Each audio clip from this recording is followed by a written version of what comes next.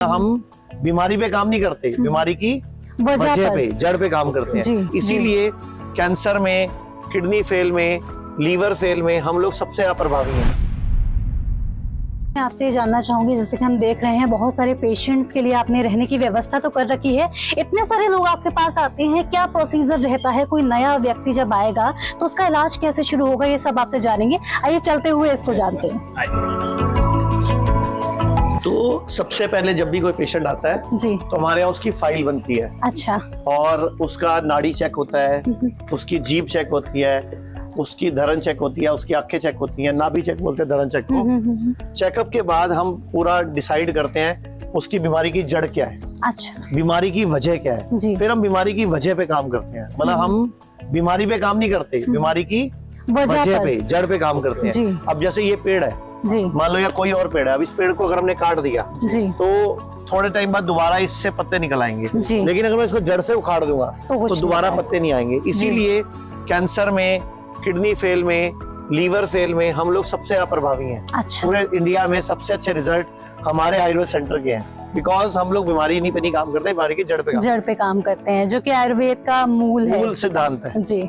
आचार्य मनीष जी, मैंने आपकी जो वीडियोस देखी ना, बहुत सारी वीडियोस में आप ना गर्म थेरेपी वाला जो पानी है उसके अंदर लोगों को लिटा देते हैं टब के अंदर। वो क्या है एक्चुअल में? वो क्या सच में बीमारियों को खत्म कर रहा है ये थेरेपी? देखो, पहली बात तो आप गर्म पानी में लिटाते नहीं, हम बिठाते हैं। अच्छा। वो बिठाने का लॉजिक क्या है, उसके वजह साइंस क्या है? जी। गर्म पानी में बैठते हैं ना जब हम, तो हमारी बॉडी में हीट शॉक प्रोटीन पैदा होता है। जी। हीट शॉक प्रोटीन डेवलप होता है। अच्छा। हीट शॉक प्रोटीन ना, जो किडनी मर चुकी है, वीक हो गई है, उसको वापस रिजुनरेट करने का, रिपेयर करने का काम करता है। और बॉडी में कई तरह के प्रोटीन्स हैं, और हमारी बॉडी में जो सेल की बिल्डिंग का काम है प्रोटीन करते हैं। ऐसी अगर आप ठंडे पानी में बैठते तो कोल्ड शॉक प्रोटीन पैदा होता। अच्छा।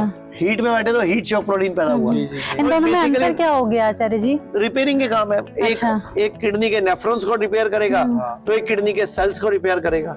तो दोनों काम रिपेयरिंग का ही करेंगे। एक्चुअल में पंचकर्म हमारे लिए क्यों जरूरी है, और हिम्स के अंदर पंचकर्म किस तरह से किया जा रहा है?